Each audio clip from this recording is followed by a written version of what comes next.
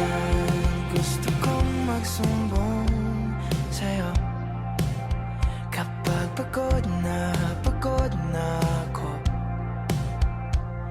Tama pa bang init na yakap mo ang hinahanap ko? Minsan gusto ko tumawag sa'yo para lang marinig ko ang boses